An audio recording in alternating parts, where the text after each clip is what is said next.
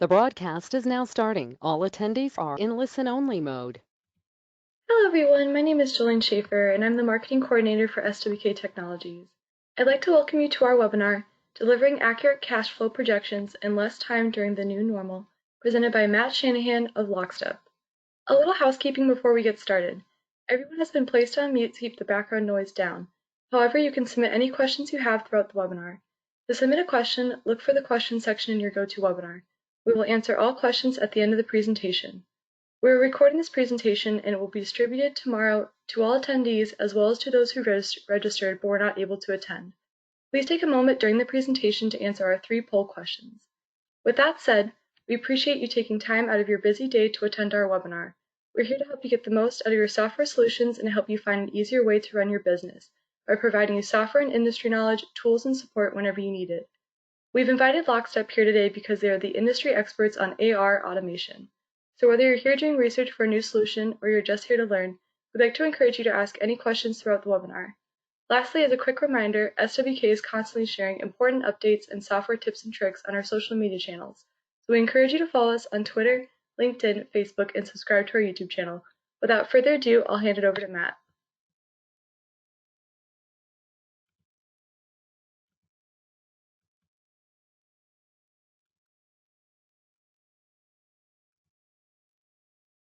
Thank you, Jolene,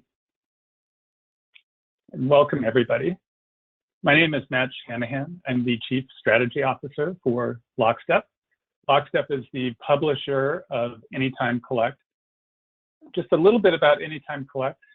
Anytime Collect helps companies really collect their cash faster. It's an AR automation solution, and essentially the benefit is it makes your bank balance bigger. It's a cloud-based, so it lets you access it anytime, anywhere. What we do is we automate customer communications around the aging of your invoices. We provide customers a self-service portal where they can go online and access their invoices for processing and payment. And then we also have what is called collections activity management, which allows AR staff to know what's the next best activity to bring cash in. And finally, we provide some forecasting and reporting, which we'll be talking about later today. In terms of the brands we serve over 170 customers today, and we have over 10,000 users of the software. So you can see some of the brands here, and we've worked with a lot of the SWK customers as well. We're also the leader in ERP integration. So whether you're using Sage 100, X3, Intact, any of those, Acumatica, we provide a solution for all of those to be able to drive this automation that we're talking about. So let's get into the subject at hand. Cash flow is really defined as the amount and the timing of payments to and from your company. Specifically, when money is actually deposited in your bank account or given to you during an immediate transaction, that's considered cash inflow. When you pay for an expense and the money leaves your bank account or you pay in actual cash, that's considered cash outflow. So combined, the two really represent cash flow. And more than ever, companies need to find ways to manage and forecast these cash flows. Cash is really king. Nearly 30% of companies that close their doors fail due to cash flow issues alone, just cash flow issues. According to FinPacific, 70% of companies that fail are profitable on paper when they close their doors. That's a pretty staggering number. And companies that only plan once a year have a survival rate of 36%, whereas companies that plan on a monthly basis have an over 80% survival rate. So when you think about that, cash is what really allows you to cover your payroll, be able to acquire the assets you need to grow your business, et cetera. So managing that flow, and especially the inflow, is critical to survival. So why doesn't everyone manage and forecast cash flow? Well, one reason is that it's complicated. And let us dig deep into projecting cash inflows. Depending on the payment method, as an example, used by customers, the timing, remember this is all about sort of timing of these payments. The timing of that payment could be immediate because they've done it online. and maybe it clears within 24 hours if it's ACH. Or it could take several weeks through the mail, right? And the manual processing associated with paper checks. So that's one big kind of swing on your cash inflow, is just what is the method being used? And by the way, is that something that's tracked and monitored? Because if you want to forecast, you got to know which of your customers pay you electronically versus which ones pay you in paper. Then there's contract terms. And those can vary from purchase to purchase, depending on the sales and the negotiations. And, in that case, then tracking when would my cash come in is now variable based on those contract terms in the sales order. And are you enforcing standard contract terms, and can you maintain those? Obviously, things like disputes, tie-up payments. And a lot of customers have their own cash flow policies. We talk about sort of the outflows. Some CFOs and controllers say our policy is we always pay 10 days late because they're assuming they're not going to get fined for it, and it gives them 10 more days of cash. So, those are some of the issues. And then obviously there's the issue of default. So, a company can go out of business and simply default on their payments. So that's in the normal. This is what, it's hard enough in the normal scenario, but then a pandemic hits. And you add that dynamic, and the question becomes, how are customers hit? How will this change the financial situation and their AP policies? Will defaults increase? And then there's the issue of remote. Shelter in place triggered a massive migration from working in the office to working from home. So in Washington State, you can see where we went into shelter in place on March 23rd, and we're reopening, but it's slow and there's changes. And so what you have, is if the payment method used by a customer is paper check, it's a lot harder for them to issue those remotely. They have to go get signatures and approvals, and that may be impeded because they're not in the office, which used to be done maybe on paper. Cutting the checks, they may go in now once a week rather than every day to the office to cut checks. And again, the post office is even behind on deliveries in many areas. So signatures and approvals are getting hard.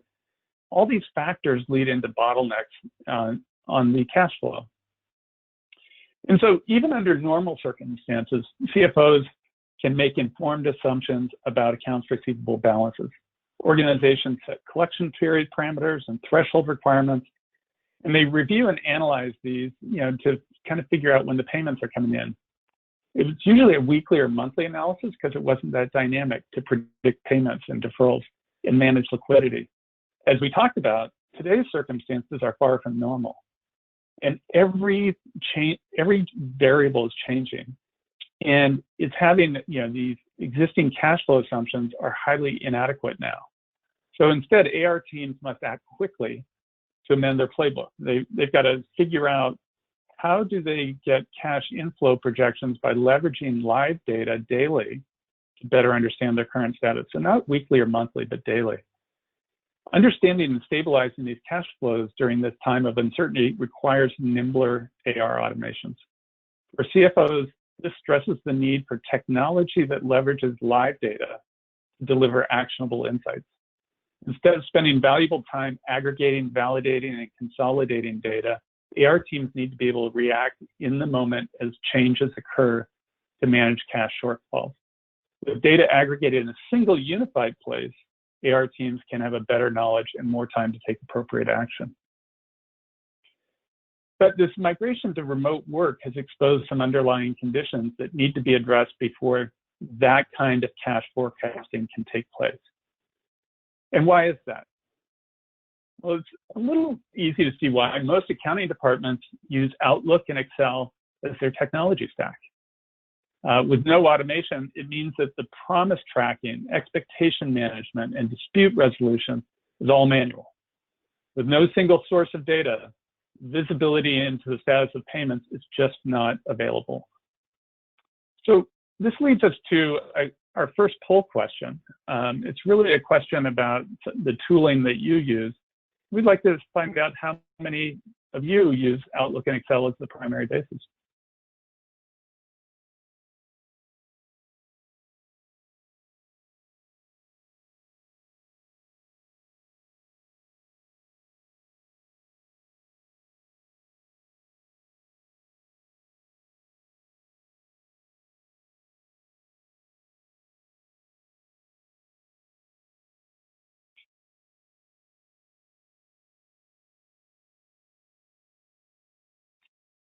Great. Thank you for participating in the poll.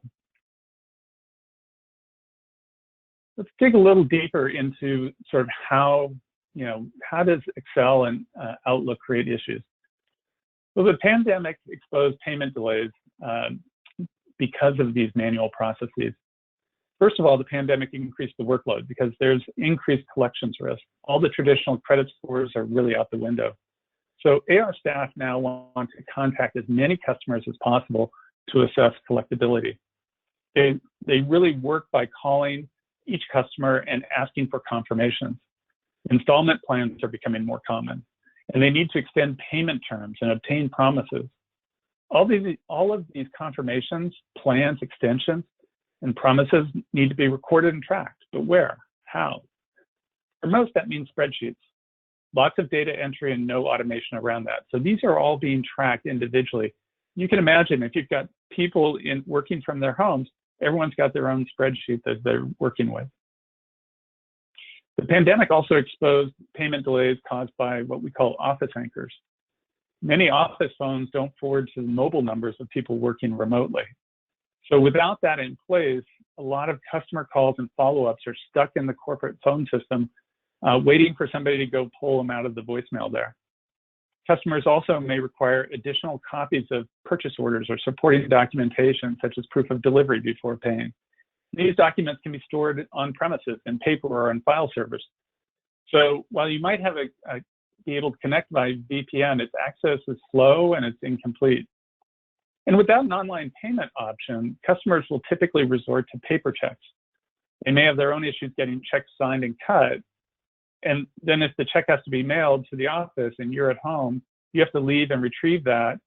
And so again, these are all delays in your payments that you haven't accounted for in the past. And you need to think about that and think about how do you change those dynamics.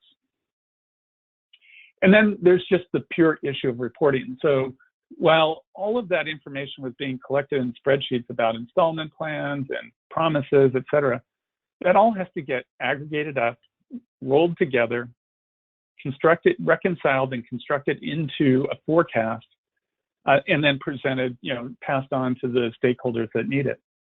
And that means individual team members are summarizing their status and efforts, somebody's consolidating, and all of that is taken away from the customer-facing tasks that will add value. So it's a very time-intensive process. And again, it used to be done maybe weekly or monthly. It's now being done daily. So the new normal is here for a while. And that's one of the things to think about of how do you adjust in this new normal? How do you break out of being in a spreadsheet forecasting world? The best case projection right now is that phase 4 for all of the United States, at least, is at the end of 2021. We're currently, where I live, we're currently in phase 2, but that means the reality is this remote work and will be around for at least through the end of 2021. Each company will handle it a little differently, but the reality is across the economy it's in place. So we will see, the other implication of that is we will continue to see a lot of uncertainty in the economy. And we'll see remote work as a permanent fixture. And with that, we do have our second poll question, which is really just as things reopen and we get to a new normal, how much will you be doing remotely versus returning to the office? Thank you, Matt. For our second poll question, we are asking, are you planning to go back to the office? No, you will continue to work from home. Yes, you have a plan to go back, or you've never left the office.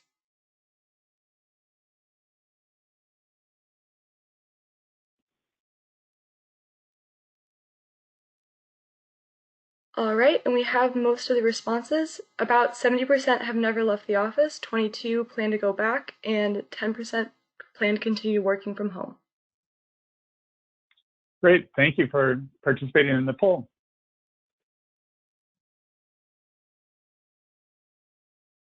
So knowing your cash flow position and the potential issues behind it are key. So this is 3 things that you want to think about. The more you know, the earlier you know it, the more time you'll have, and then the more options you have for taking action. And those are three key elements of thinking about cash flow. Early warning, know if there's an issue or bad news, know it early, so you have enough time to then give yourself the option of doing something proactively to resolve that issue. And that's what we'll really talk about, is those kinds of things. So the keys to projecting cash in this new normal really is around the need to replace spreadsheets with a single source of truth, through online reporting. That online reporting must be kept up to date with automation about changes in status. Each projection that is provided must break down, the basis of that projection to give you insight, in order to make it actionable. And the projections themselves need to be able to account for risks and report those risks, so you can think about how to mitigate those. Ideally, there should be automated monitoring to trigger activity by the AR team before the risks really jump into view. Let's talk about each of these. The new normal relies on having a cloud-first mindset. How do you give AR teams and stakeholders access anytime from anywhere? Well, as we've learned, the cloud is an important aspect to that. Your online reporting should be always current and up to date, right? So how do you ensure that that's in place? The solution should be interactive. So users should be able to drill into the projection and see the detail behind it. Because oftentimes that's very informative, not just the summary, but the detail behind the summary is critical to having some of the insights. You should be able to export that data. So if it needs to be available for analysis in other tools, or just to do some ad hoc things with it, you should be able to export it and use it in a BI tool, or even just in another spreadsheet. And stakeholders should be kept in the loop too. So you want the ability, anytime you think about this, you want some email distribution of the report, at least on a daily basis. So it's automatically going out to each stakeholder so that they can be informed and make the decisions they need to. Automated updates are critical. Keeping a forecast requires automation. When you think about the number of changes happening daily, even if you only have several hundred invoices open, but many people have thousands or tens of thousands of open invoices, you need a scalable way to track and update changes, such as how many installment plans were made today, what promises were done, were there judgments being made by the AR staff based on all of the customer conversations they've had. Likewise, so that's what your AR team needs to be able to do. Customers should be able to go through an online portal and make promises, right? So, be able to send a communication to them and ask for a promise, or payments, right? So that's all, cash application is coming in and you're able to see exactly what's going on. All the while, technologies like artificial intelligence can be in the background predicting payment on individual invoices based on the payment behaviors of individual customers. So we talked about the fact that some AP teams have a policy to say we only always pay 10 days late. Well, do you have a way to predict that and then know that, hey, they're going to pay 10 days after the due date? So when this is all automated, there's no need to do this manual in Excel, and that's what leads to an accurate, up-to-date forecast. Now, you want some knowledge about the projection. How did that come about? And you may have different categories. These are some sample categories that are commonly in use. And so understanding that basis is critical. You want to be able to understand how much of the outstanding balance have customers confirmed in terms of payment with a promise. And are they good at keeping their promises, right? So do they follow through on that? It gives you a sense of, how much of this do I expect? How much has your AR staff looked at and said, oh, I know this customer, I talked to them yesterday, they're working on it, we expect this to get done. So they can put in their expectation. Well, it's not a formal promise, they can record the expectation. Of the open invoices we talked about without promises or expected payments, how much can be predicted based on past payment behavior? And how much is based on just the due date because they are a new customer, right? It's like we don't have any payment behavior.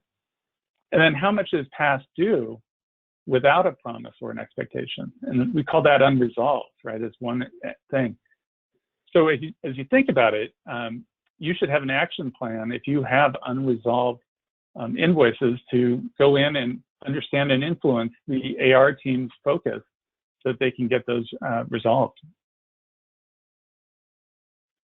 The projection also has to account not only for payments on the open invoices, but also risks that can affect payment.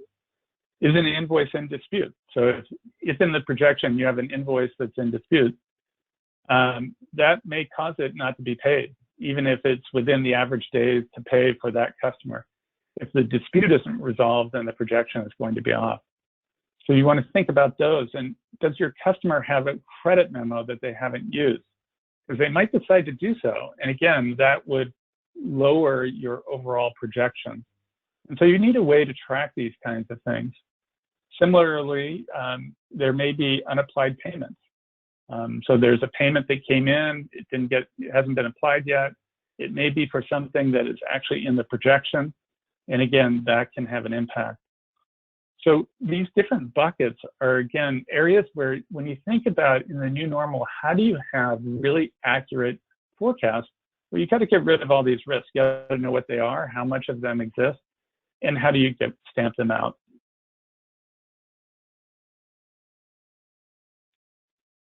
And then there's the need for automated monitoring.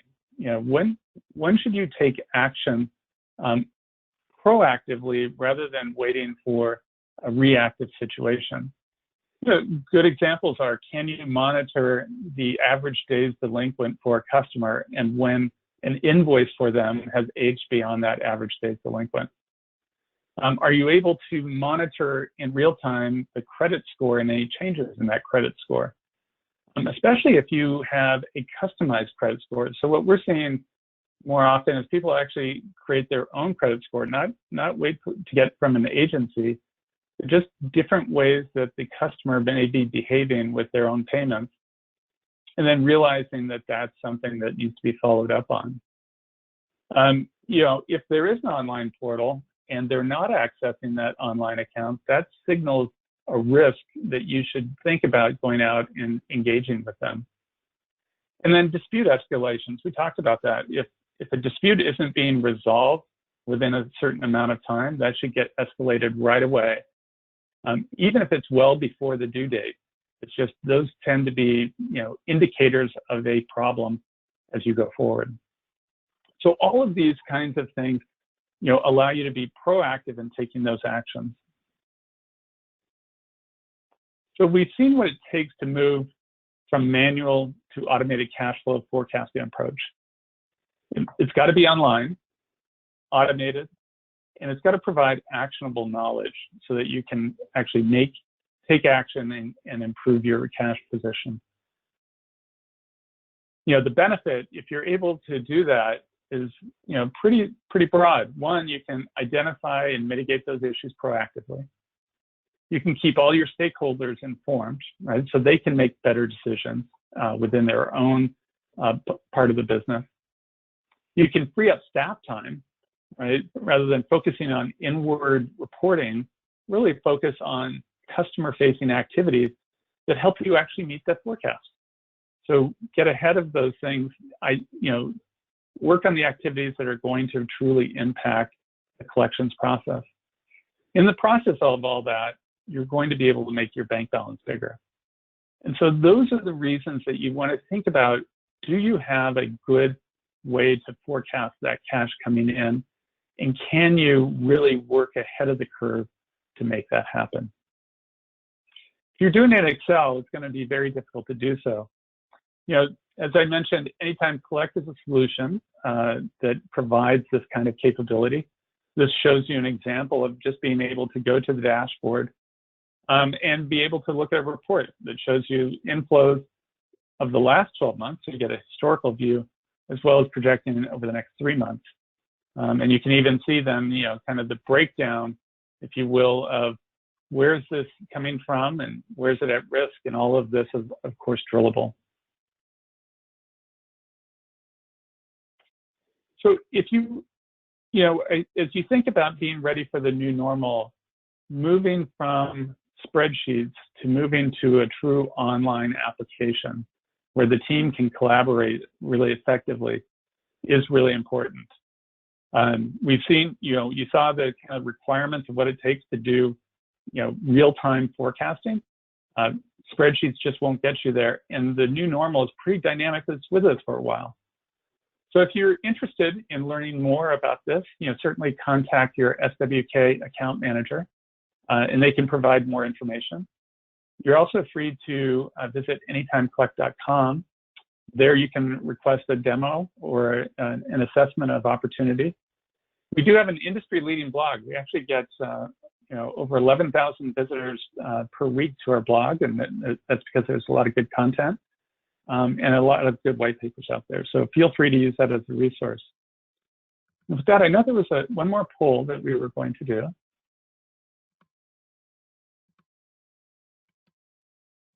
Thank you, Matt. We'll now open it up for questions. If you have any questions, please enter them into the questions section of your GoToWebinar. Just a reminder, everyone, we do have a subject matter expert here. This is a great opportunity to have your questions answered in real time.